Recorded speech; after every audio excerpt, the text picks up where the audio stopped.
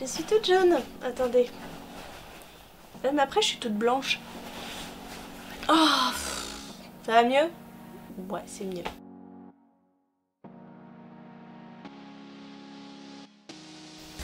Bonjour tout le monde, c'est Maud, je vous retrouve pour un nouveau book haul.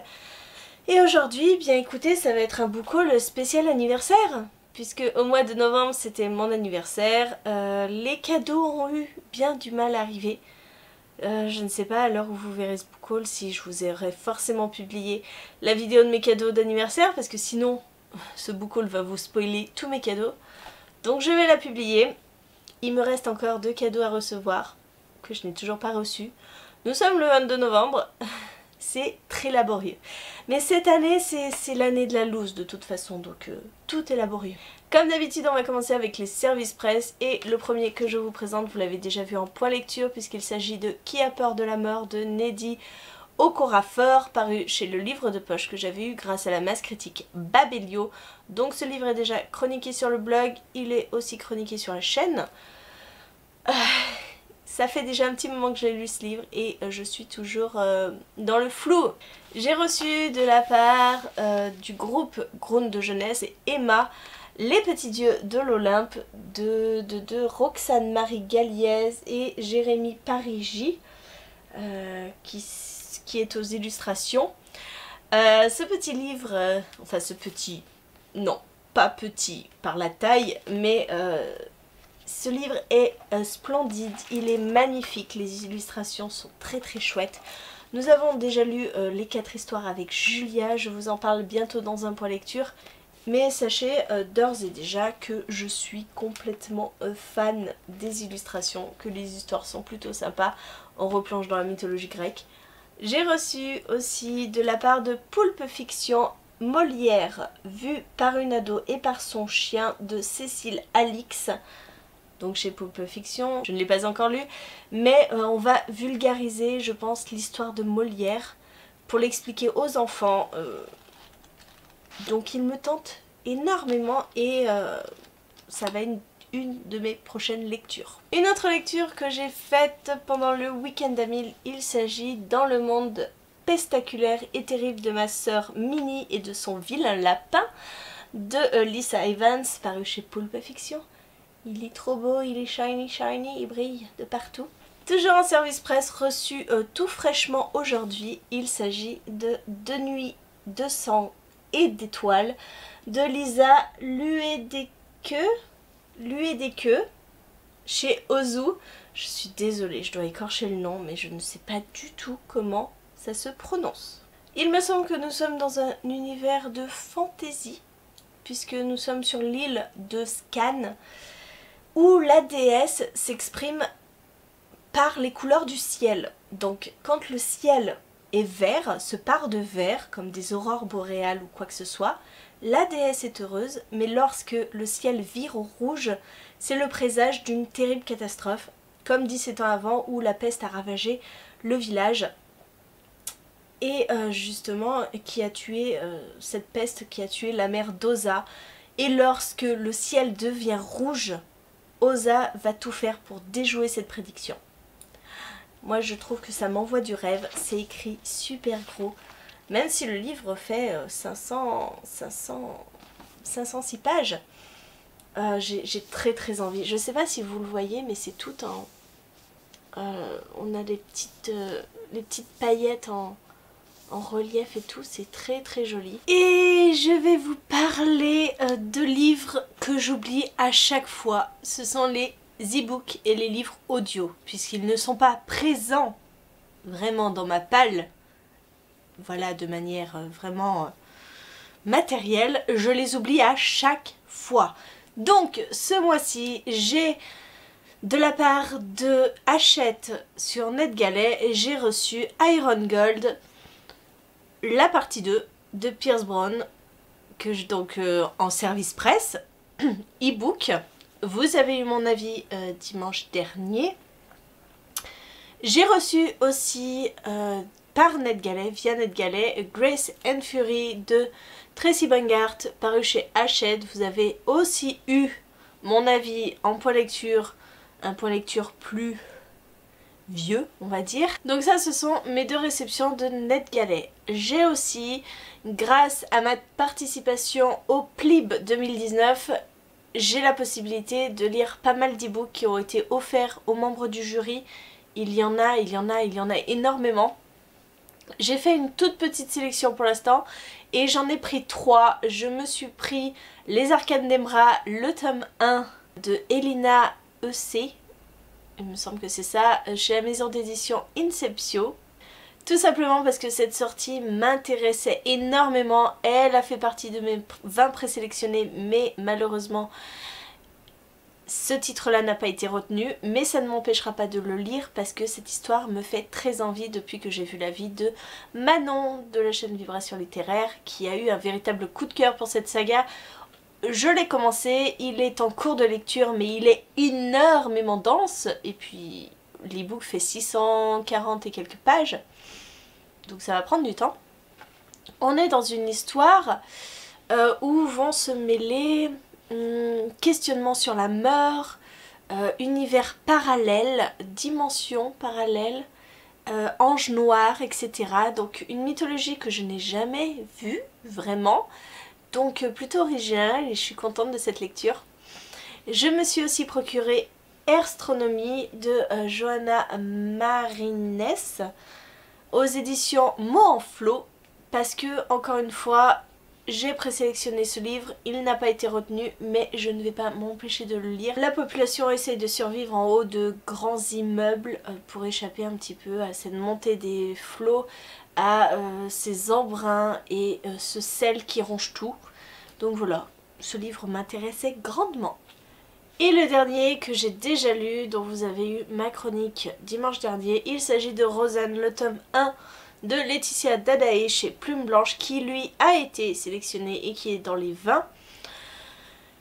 J'ai un avis mitigé sur ce livre. Nous allons suivre Rosud et ses 2 sœurs qui vont partir pour une contrée où vivent la famille des Danir.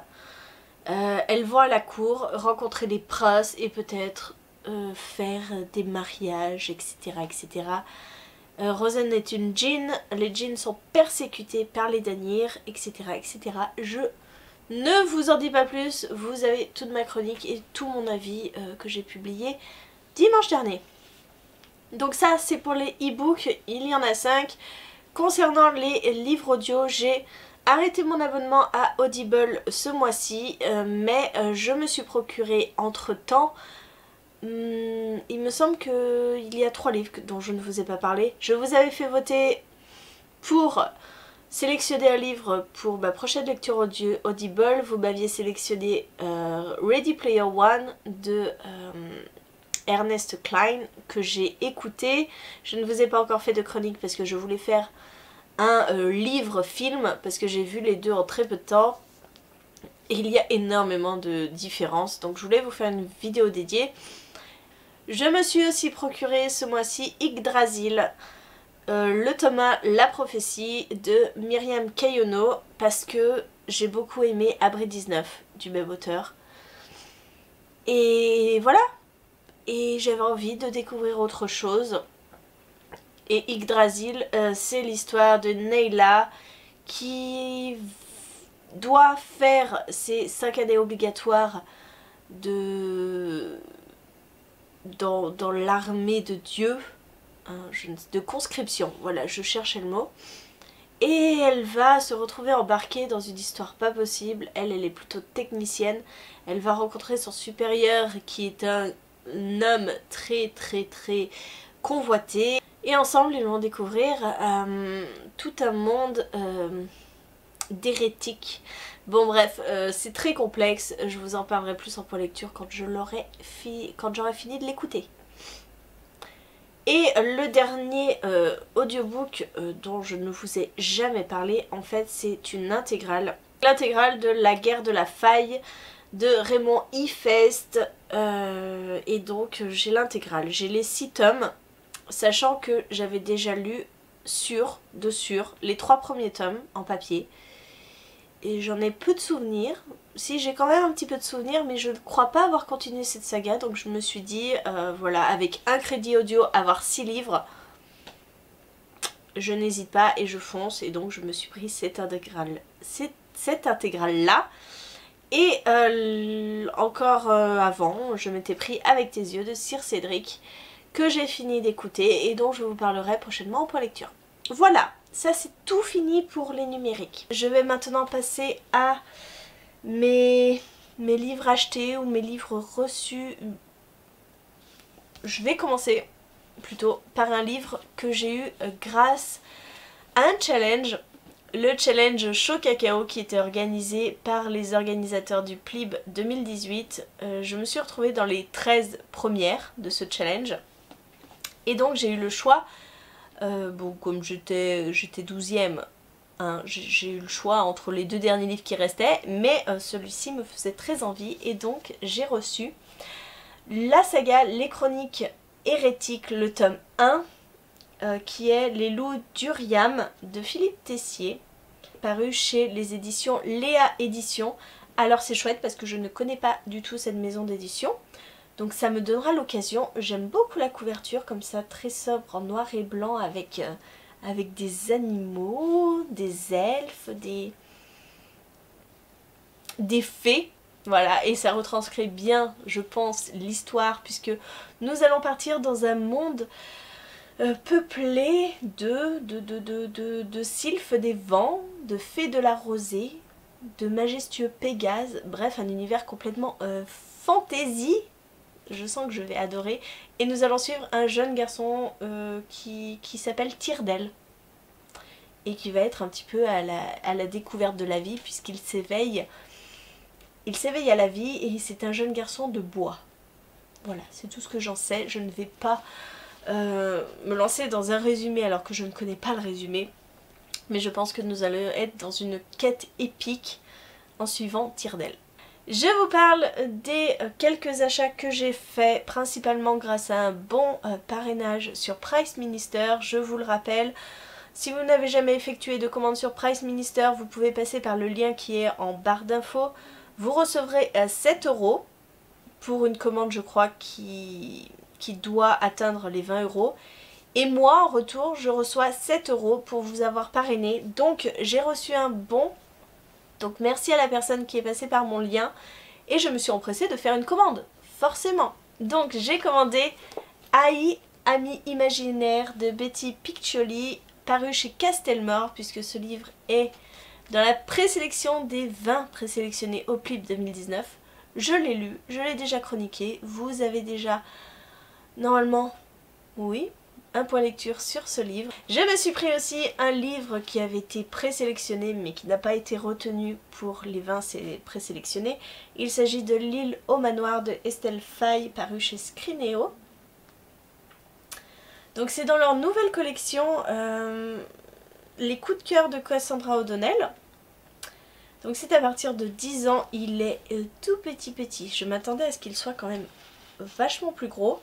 Voilà, il est, vous voyez, les pages sont décorées. J'ai un rapport particulier avec Estelle Faye puisque j'avais adoré La Voix des Oracles tome 1 et j'ai été déçue par la suite. J'ai pas du tout accroché à un éclat de givre, c'est ça, quelque chose comme ça. Donc, bon, on va partir dans de la jeunesse avec elle, peut-être que j'accrocherai mieux. Je me suis aussi pris Amelia Fong et le bal barbare de Laura Helen Anderson chez Casterman. Parce que à Halloween, je l'ai vu de partout ce livre, de partout. C'est pareil, il est illustré, c'est typiquement le livre jeunesse que moi j'adore, voilà. Donc il me le fallait. On va suivre une petite vampirette qui va assister au bal annuel organisé par sa mère. Et voilà, je pense qu'il va lui arriver des petites bricoles durant ce bal.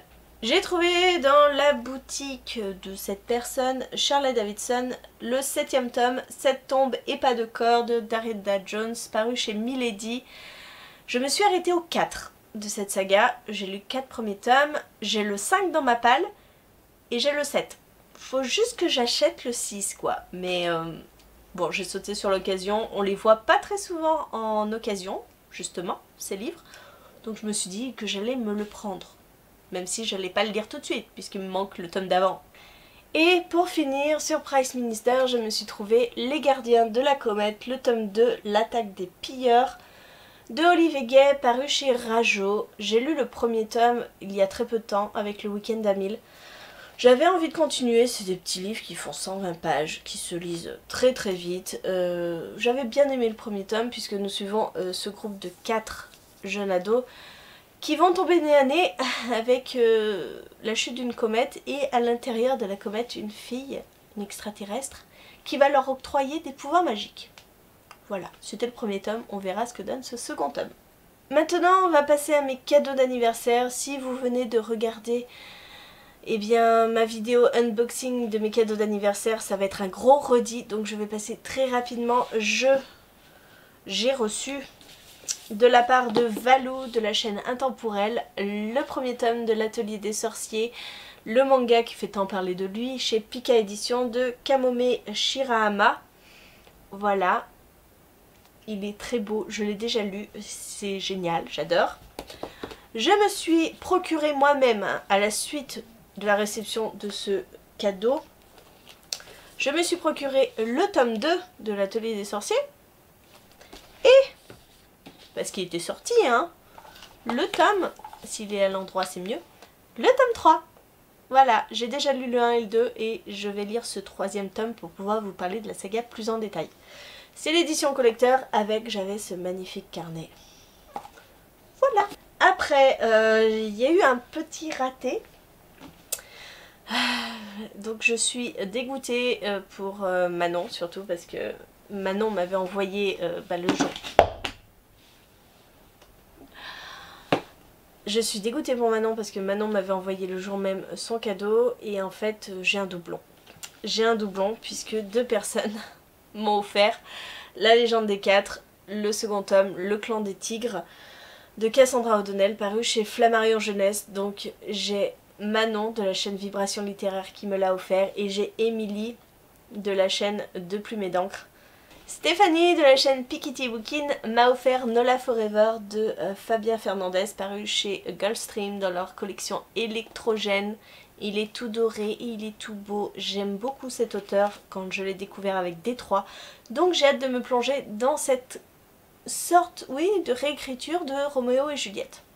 Marion de la chaîne Entre les lignes, l'expatriée canadienne, m'a envoyé le second tome de La couleur du mensonge, donc Le parfum de la trahison de Aurine Beatty, paru chez Lumen. Voilà, ça va être la suite directe où l'on va retrouver Sage Fowler, et il me fait très envie, même s'il est énorme, il fait 550 pages, mais oui, il me fait très envie parce que j'avais beaucoup aimé le premier tome. J'ai un peu peur aussi, je dois bien l'avouer. Sabrina de la chaîne Call Me Sab m'a offert Je suis Adèle Wolf, le premier tome de Ryan Grodin, pardon, chez MSK. Ça fait une éternité que ce livre est dans ma palle, principalement à cause de Pikiti Bookin. Et donc je suis trop contente qu'elle ait enfin sorti ce livre que j'ai très très envie de lire. Aline de la chaîne Aline au pays des pages m'a envoyé ce sublime ouvrage, Le chant des ronces de Leigh Bardugo, paru chez Milan. Je l'ai déjà en VO, mais je galère. C'est horrible, le vocabulaire est trop compliqué pour moi. Donc elle me l'a offert comme ça. Il est trop beau, il est magnifique, illustré en couleur à chaque page. Il est sublime. Marion de la chaîne Entre les lignes me l'avait offert l'année dernière pour mon anniversaire en VO. Oui, ça fait 1 an que je galère sur ce livre. Mais en le lisant en parallèle, je pense que j'y arriverai. Donc merci. Marilyn Titou Mamax m'a fait un colis énormissime, et en fait elle a profité de ce colis pour m'envoyer le calendrier de l'Avent que vous verrez en décembre. C'est une folle. Et elle m'en a profité pour m'offrir, pour mon cadeau d'anniversaire, Le Rebelle du désert, le tome 3, La tempête de Halloween Hamilton, paru chez PKJ. J'ai tellement de 3e tomes à lire. Celui-là, mais cette saga, je l'adore. J'ai eu un coup de cœur pour le tome 2. Donc j'ai qu'une envie, c'est de me jeter dessus, hein, voilà. Mais j'ai trop de lecture. Il faut que j'arrête d'acheter. Mais là, j'ai été raisonnable quand même. J'ai moins acheté, hein. Donc un grand merci. Et Elle en a profité pour glisser dans le colis Poussière fantôme de Emmanuelle Chastelière chez Scrinéo, qu'elle avait en double au final, donc elle m'a très gentiment envoyé un exemplaire. Voilà.